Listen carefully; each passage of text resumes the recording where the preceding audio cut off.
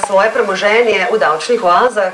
Danes objavljamo zgodbo Boštjana Šobe, znamenitega ubežnika, ki ga je sodišče lani po 5 letih skrivanja v Kanadi obsodilo zaradi nezakonitega razdeljevanja državne pomoči v aferi Šuštar. No, leta 2005, torej tik pred začetkom sojenja in pa pobegom v Kanado, pa je na Deviških otokih odprl podjetje. Tako odkrivajo novi podatki Mednarodnega konzorcija preiskovalnih novinarjev, ki smo jih dobili prek Centra za preiskovalno novinarstvo. Šoba je danes v osebnem stečaju in je torej uradno brez premoženja. Zato ga je sodišče oprostilo plačila kazni in stroškov, skupaj gre za 90.000 evrov. Jure Bračko.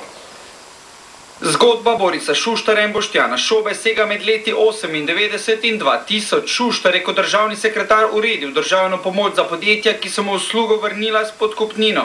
Boštjan Šoba je bil operativec, vodil evidenco vseh podjetij, ki so bila pripravljena podkupovati in opravljal razgovore z vodilnimi v podjetjih. Šuštarja in Šobo so aretirali novembra 2000, a sojenje Šobi se je začelo šele decembra 2005. Dokumenti Mednarodnega konzorcija raziskovalnih novinarjev pa razkrivajo, da je 24. februarja 2005, torej nekaj mesecev pred začetkom sojenja, Šoba ustanovil podjetje BB Holding Caribbean. Davčni status Deviški otoki, pošto je prejemal na Florido v ZDA. Aprila 2006 sodišče ugotovi, da je Šoba pobegnil v Kanado. Po razpisani mednarodni tiralici smo ga julija 2007 novinari 24 ur prvi izsledili v Torontu. Šobi je šepal spomin.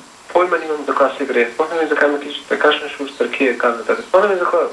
A niste vi gospod Boštjan Šoba? Ja, ampak ne vem, kaj ima to veze. Kakšen Šuštar, kakšen... Pa ne vem, zakaj še gre pa telefon na drugi strani. Hvala. Ja. Mesec dni kasneje ga aretira kanadski Interpol in decembra 2007 izpusti. Novembra 2008, ko je bil na prostosti, je Šobovo podjetje ugasnilo. Kaj se je zgodilo z denarjem, ni znano. Šoba je v tem času ves čas sporočal, da je nedolžen, da je proces proti njemu konstrukt in da je vtis preprostega prodajalca avtomobilov. Avgusta 2011 ga je Kanada vendarle izročila Sloveniji, od novembra 2012 je Šoba na prostosti. Toda ključno, Šoba je 30. oktobra lani razglasil osebni stečaj. Ker upravitelj ni našel premoženja, ga je sodišče oprostilo plačila 90.000 evrov. Stečajni upravitelj Peter Tanko se je ob tem odzval, da mu Šoba ni povedal ničesar o domnevnem premoženju v tujini, niti ne o njegovem podjetju na Deviških otokih. Zato smo Šobo poiskali na njegovem domu v okolici Ljubljane. Boštjan? Ne. Ja. Ni ga. Ni ga? Ne. Aha, pa ni na tem naslovu? Ja, sam ga ni. Je pa zanesljiva informacija, da je Šoba bil rezident Slovenije tudi po letu 2005, a podjetje v davčni oazi ni prijavil davčnemu uradu.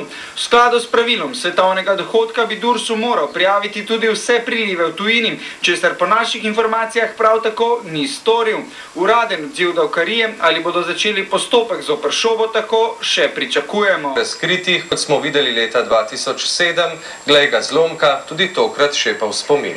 Sprva je nekdanje lastništvo podjetja na Deviških otokih zanikal, nato se ga je spomnil, a zanikal, da bi kadarkoli posloval preko njega. Toda za podjetje je nekdo kar 3 leta plačeval stroške.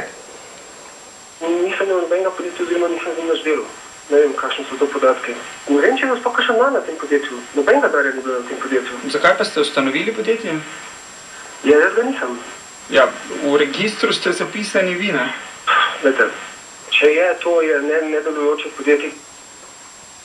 No, med tistimi, ki se še kar upirajo plačilu davkov, pa je tudi nekdanji notranji minister in grobar Istrabenza Igor Bavčar, ki ima svoj dolg iz naslova finančnih transakcij med Istrabenzom in Pivovarno Laško. So obtoženi Kristjan